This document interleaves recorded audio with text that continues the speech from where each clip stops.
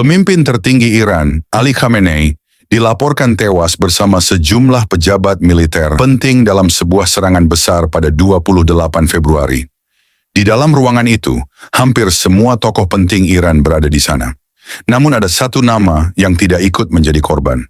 Satu orang yang berhasil lolos dari kematian.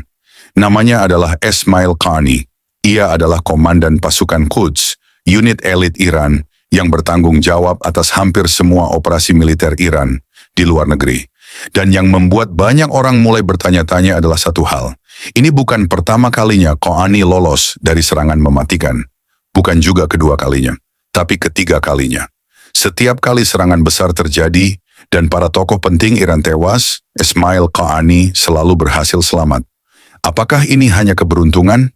Atau ada sesuatu yang lebih besar di baliknya? Di kalangan analis dan intelijen Timur Tengah, mulai muncul sebuah teori yang cukup mengejutkan. Apakah mungkin orang yang berada paling dekat dengan lingkaran kekuasaan Iran justru menjadi aset terbesar musuh mereka? Benarkah Esmail Qaani adalah pengkhianat di lingkaran dalam kekuasaan Iran? Atau justru ia hanya korban dari permainan intelijen yang jauh lebih rumit? Di video ini kita akan mencoba memahami misteri itu.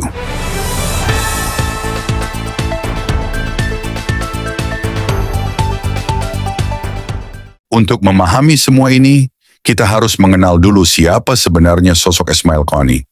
Ia lahir pada tahun 1957 di kota Mashhad, salah satu kota religius paling penting di Iran. Qaani tumbuh di masa ketika Iran sedang mengalami perubahan besar yang akhirnya memuncak pada revolusi Iran 1979. Setelah revolusi itu berhasil menggulingkan pemerintahan lama, rezim baru Iran membentuk sebuah pasukan elit bernama Islamic Revolutionary Guard Corps, atau yang dikenal sebagai IRGC. Pasukan ini bukan sekadar militer biasa. IRGC adalah kekuatan militer yang juga memiliki peran ideologis dan politik dalam sistem pemerintahan Iran. Esmail Qaani termasuk generasi awal yang bergabung dengan pasukan ini. Selama puluhan tahun berikutnya, karier militernya terus berkembang. Ia kemudian menjadi orang kepercayaan salah satu tokoh militer paling berpengaruh di Iran, yaitu Qasem Soleimani. Soleimani dikenal sebagai arsitek jaringan milisi Iran di Timur Tengah. Ia membangun hubungan dengan berbagai kelompok bersenjata di Irak, Suriah, Lebanon, hingga Gaza.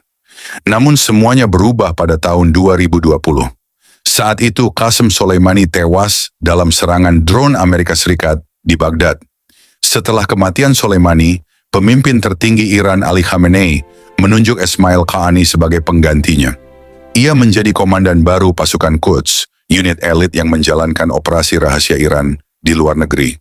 Dengan jabatan itu, Qaani otomatis masuk ke lingkaran kekuasaan paling rahasia di Iran. Lingkaran yang sangat dekat dengan pemimpin tertinggi negara. Kejanggalan yang mulai muncul, namun justru setelah ia mengambil alih komando, sesuatu yang aneh mulai terjadi. Sebuah pola yang sulit dijelaskan mulai terlihat. Esmail Qaani terlalu sering selamat dari serangan mematikan. Dalam dunia intelijen sebenarnya ada sebuah aturan tidak tertulis. Jika seseorang selamat dari satu serangan besar, itu bisa disebut keberuntungan. Jika selamat dari dua serangan, mungkin masih bisa disebut kebetulan. Tapi jika seseorang 3 kali selamat dari serangan besar yang sama, maka orang-orang mulai bertanya, apakah ia hanya beruntung atau ia tahu sesuatu lebih dulu? Dalam beberapa tahun terakhir, serangkaian serangan besar menargetkan tokoh-tokoh penting Iran dan sekutunya. Serangan-serangan ini dikenal sangat presisi. Bahkan dalam beberapa kasus, satu serangan mampu menghancurkan seluruh jaringan komando militer dalam satu waktu. Dan di tengah semua peristiwa itu, satu hal selalu terjadi. Esmail Qaani selalu selamat.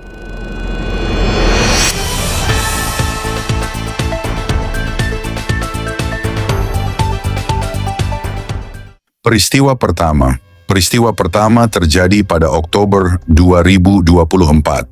Saat itu Israel melancarkan serangan udara besar di Beirut, Lebanon. Target utama serangan tersebut adalah Hashim Safieddin, tokoh yang disebut-sebut sebagai calon penerus pemimpin Hizbullah, Hassan Nasrallah.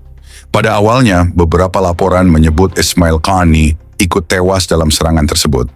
Namun beberapa hari kemudian sesuatu yang mengejutkan terjadi.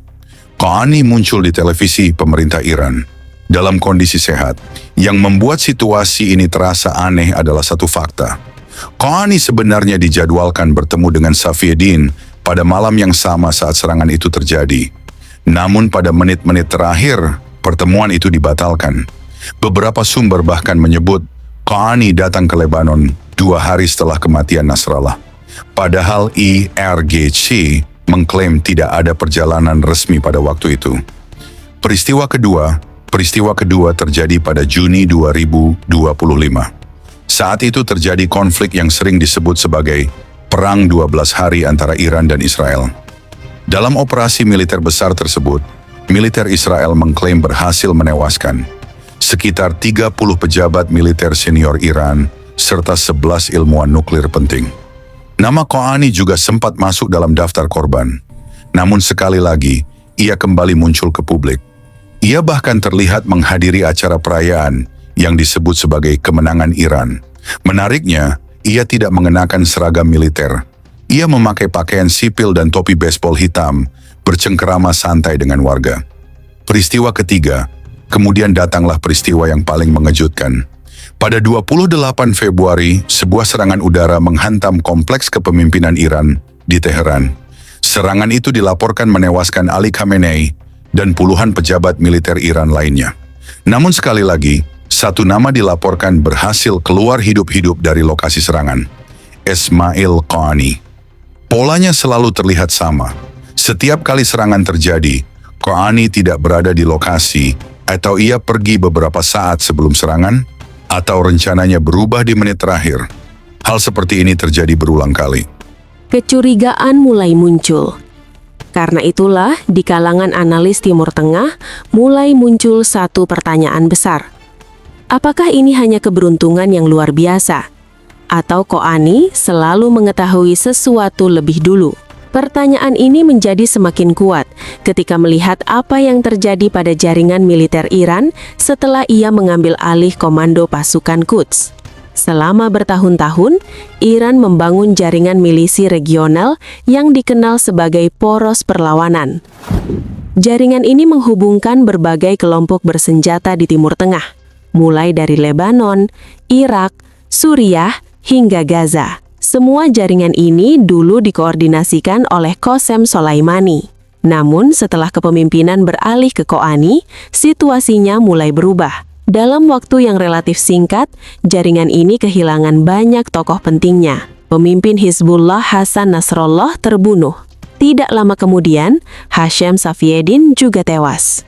Di sisi lain, 2 tokoh penting Hamas juga tumbang. Ismail Haniyeh tewas di Teheran, sementara Yahya Sinwar tewas di Gaza.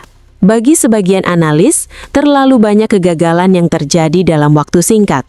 Apakah Qaani pengkhianat? Situasi ini semakin menarik ketika muncul sebuah fakta lain. Israel pernah merilis daftar tokoh Iran dan sekutunya yang menjadi target eliminasi. Daftar itu cukup panjang, namun ada satu nama yang tidak muncul di dalamnya. Ismail Qaani. Intelijen Israel, Mossad, bahkan pernah memberikan pernyataan singkat. Mereka mengatakan, Ismail Qaani bukan mata-mata kami. Namun justru pernyataan itu menimbulkan pertanyaan baru. Jika bukan mata-mata, lalu mengapa ia selalu selamat? Apalagi ada laporan bahwa pada tahun 2024, Qaani sempat 2 kali diinterogasi oleh unit keamanan internal IRGC. Interogasi itu berkaitan dengan dugaan infiltrasi intelijen Israel di pasukan Quds. Bahkan sempat beredar rumor bahwa ia pernah ditahan sementara oleh unit keamanan internal. Namun hingga sekarang, tidak ada konfirmasi resmi dari pemerintah Iran. Terlepas dari rumor tentang Qaani, satu hal yang sulit dibantah adalah fakta bahwa jaringan intelijen Israel di Iran memang sangat dalam. Ini bukan fenomena baru. Antara tahun 2010 hingga 2012, setidaknya 4 ilmuwan nuklir Iran tewas dalam serangkaian pembunuhan misterius. Banyak pihak meyakini operasi itu dilakukan oleh Mossad. Operasi tersebut berlangsung dengan sangat presisi. Hal ini menunjukkan bahwa agen Israel kemungkinan memiliki akses informasi yang sangat dalam di dalam Iran. Pengakuan mengejutkan bahkan pernah datang dari mantan Presiden Iran, Mahmud Ahmadinejad. Ia pernah mengatakan bahwa kepala unit intelijen Iran yang dibentuk untuk memburu agen Mossad ternyata justru seorang agen Israel. Pernyataan ini menggambarkan betapa dalamnya kemungkinan infiltrasi tersebut. Semua fakta ini akhirnya membawa kita kembali pada satu pertanyaan besar. Siapa sebenarnya Esmail Qaani? Apakah ia benar-benar seorang pengkhianat? Apakah ia hanya kambing hitam dalam permainan intelijen global? Atau mungkin ia hanyalah seorang pria yang terlalu sering beruntung untuk selamat dari kematian? Jawaban pastinya mungkin masih tersembunyi. Namun satu hal jelas, di dunia intelijen dan geopolitik, kebenaran seringkali jauh lebih rumit daripada yang terlihat di permukaan.